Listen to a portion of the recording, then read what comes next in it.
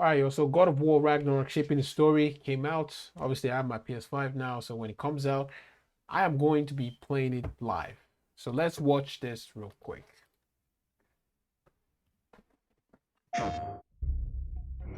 We're coming off of God of War 2018. How do you top that? Good How do question. you deliver something that players will love maybe just as much as God of War 2018? The pressure was tremendous. I can tell, man. Like, bro, I can tell. I don't got nobody to tell me. I know. It's very hard, man. My name is Ariel Angelotti, and I am the senior producer for Narrative. My name is Richard Gobert. I'm the story lead for God of War Ragnarok. I'm Jody Kupsko, and I'm the supervising dialogue designer.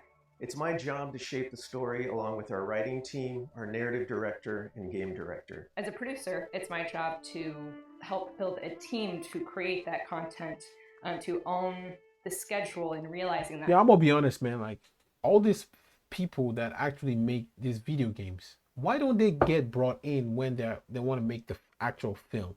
You know what I mean? Wouldn't that be reasonable? Because they did such a great job.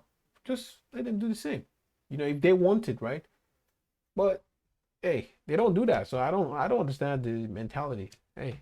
That content. I oversee the dialogue production throughout the entire titles. Every line of dialogue that you hear, every human vocalization and effort and grunt. Atreus, man. I think Atreus is gonna touches. betray Kratos, bro. It's just, I don't think. No. We are not men. I think he's gonna We are betray more than that. Kratos, man. The responsibility is far greater.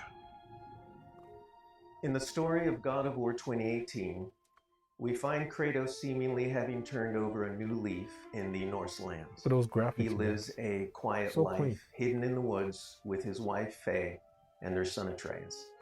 And the story starts with them mourning her death.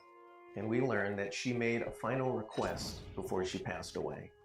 She wanted them to spread her ashes from the highest peak in all the 9 realms. He's scared of being a bad father, a bad influence, and as a result, it's made him an absent father. His greatest fear is that he's passed that evil that's inside of him onto his son. You are too quick to temper. You are rash, insubordinate, and Can I just say something? So I played God of War again from the first one to part 3, and then I played the new one, right? And from what I played, man, I don't think Kratos deserves to be forgiven, bro. He really did terrible things, yo. I kid you not, man. He should be victim, like he should be killed. Like he deserves it, really. out of control. This will not stand. You will honor your mother and abandon this path you have chosen. It is not too late. They befriend Freya, who is an exiled Vanir goddess. I think who used Freya's to be gonna married die. to Odin. Okay. They meet Mimir, the self-proclaimed smartest man alive, who serves as their guide and their confidant. And they meet the Holdra brothers, Brock and Sindri, who are world-class weaponsmiths who end up their main source of upgrades and equipment. Now, among the enemies they make are the Aesir gods, whose leader is none other than Odin, someone Aesir we gods? never meet in God of War 2018, but who casts a very long and dark shadow over the 9 realms. They are There are called consequences to killing a god. Why? Aesir How do gods. you know? How do you know? After many adventures, Kratos and Atreus end up fulfilling Mom's wishes, and over the course of that journey, they find out more about each other and about themselves. My man got blue eyes, Finally, man. find a common ground between them. His mother must have They had blue become the eyes. close family unit that Faye hoped that they would become. Oh, there we go, new footage. In God of War What's Ragnarok, up? we fast forward a few years, and little Atreus is now a teen, and they're back to hiding out in their home in the woods in Midgard. During the course of the previous game's events, they were forced to kill Odin's grandchildren, Magni and Modi, the sons of Thor. Yo, those sons of Thor were Thor trash, does man. a lot of Trash. the lion's share of Odin's dirty work, and as a consequence, he's a very violent, unstable personality. At the end of the last game, Oh, they were also forced to kill Balder, the son of Odin and Freya. Really? And that has its own set of consequences. He was a very powerful chess piece for Odin, one that Odin is What? incredibly bitter about losing. Dang, I didn't know Freya that. has vowed vengeance against them for the killing of her son. Kratos and Atreus didn't want to kill him. They were Odin friends with smashed that Freya, lady, Freya. but God Baldur damn, bro. tried to kill her in front of them, and Kratos had no other option in the moment but to kill him to save Freya's life, even though it meant losing Freya's friendship. I will parade your cold body from every corner of every realm and feed your soul to the vilest filth in hell. That is my promise. He saved your life. He robbed me of everything. Yo, the CG on Freya, man. Like the face, they need to do better, bro. Everything. She looks too His death cartoony. is also foretold to bring about Fimbulwinter, which is a brutal 3-year winter that is then followed by Ragnarok. It's an apocalyptic war between all the Norse gods, the giants, the dwarves, and the elves, and an army of the dead. They're all destined to fight in a battle that basically ends the world. Kratos is understandably worried about his son and what it means for him.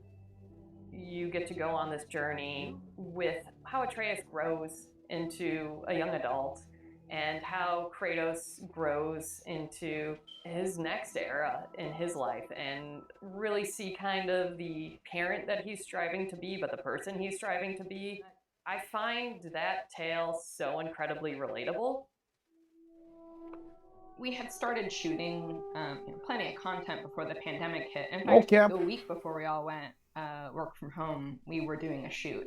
I guess And that's I remember Atreus, being right? on and off that set, running back to the office and having to talk to studio leadership about what was going down and how this was going to impact us moving forward. And those were trying times. For us, it was a very unique challenge because we had to bring in actors and we had to record them. And so we had to look at different ways of adapting our typical motion capture process and dialogue recording process so we can continue production and continue at the quality that we wanted for our players and our fans. We had some actors stand in for other characters, actors who were already, who were like core to one of the scenes, might just be able to play a background character in another scene to be able to avoid a situation where too many people were on set on any given day. We avoided compromising the story that we were trying to tell as a result of the pandemic and these limitations that we had to deal with. There were no cinematics that we changed. We still have the same characters in them in the final game. We just had to get a bit creative with how we shot the content. Our actor for Atreus, Sonny, is a teenage boy, and his voice changed dramatically throughout the several years on this title. I don't want to fight anyone. I just want answers. We had to go in and even out that performance so it sounds like it took place over a short period of time. That was a unique challenge on this one. The prophecies say Fimbulwinter leads to Ragnarok. War is coming. Whether the Norse saga was going to be a trilogy or just 2 games Yo, was something they are we literally not debated showing a us lot. anything, bro. There were I kid you obviously not, man. pros and cons for either approach. Like, we haven't even seen So Odin. we waited for Cory Barlog to weigh in, and he did, and he said, let's do it in 2. The consequence to that is, how do you wrap up this story in one game and do Ragnarok justice? How do we lead up to that and then have a big moment at the end of the game and wrap up all those loose threads? This game is bigger than what we initially envisioned. There's a lot of important story moments that we needed to cover. There are more characters that we follow the threads of, and ultimately it ends up feeling big and epic because there is a lot there for people to enjoy. I am very excited for folks to see this final chapter. A lot happens. We put our Oh, my eyes characters is through killing the me right ringer, now, man. But we also bring them closure, and we provide answers to a lot of the questions the first game posed. Just all of the new combat that we're doing and the new interactions. There's a lot of stuff that's happening in this title that I think people are going to have fun with. We all have our own personal Ragnaroks to deal with, And this story is about how you process that, how you own it, and how you make it a part of yourself and grow from it. I mean, we set some stuff up at the end of last game. There's going to be some consequences this game. We're going to see how things play out between Freya and Kratos. We're going to see how the evolution I think of Freya's family Freya's gonna relationship die, bro. continues. You got Brock and Sindri, the dwarves, who are kind of part of your makeshift family now. And there's going to be some other characters that we introduce that maybe going to disrupt the balance a little bit. I can't wait until players get their hands on the game, are able to experience how the story unfolds for themselves. We have, I think, an incredibly well-rounded game. Very satisfying combat, beautiful and rich environments to explore, outstanding character art, a lush and moving soundtrack and soundscape. It's the work of hundreds of very dedicated artists, and they all have their own stories to tell. Ah, this is gonna be epic, man. Let's go, bro. Let's go. I legit bought PS5 for this. Like, come on. Come on. Let's go. I'm gonna pre-order mine 1st of November. Anyways, that was good, yo. Let me put it right here. So, just you know, a little bit of a thought. You know, I do think this will be epic. I don't think Kratos will die. I doubt it, but I do believe Loki or Atreus will betray him. And then Kratos realized that, you know, it's exactly what he did to his father. So it's gonna be really, really, I don't know, man. I don't know. I really don't know what the ending will look like, man. Because they only showed us like he's gonna fight Thor. What about Odin, yo? Odin. And what of the Norse god, like God of War? Is he gonna betray them too? But all these gods, man, they all crap in this, you know, mythology, right? Hey, man, what y'all think, man? What y'all think about this? You know, are you gonna play the game? Let me know in the comments, man. I'm gonna play it, give my review. I don't want to rush it, you know, because I like to enjoy myself, you know, while I play it. So, yeah, I might do it after 2 months of just enjoying playing the game, you know. So, yeah, man, I'm excited, bro. I'm excited. I can't wait. Can't wait. Can't come any sooner, bro. It's about time. Anyways, I'll see you guys next time. Take it easy. Peace.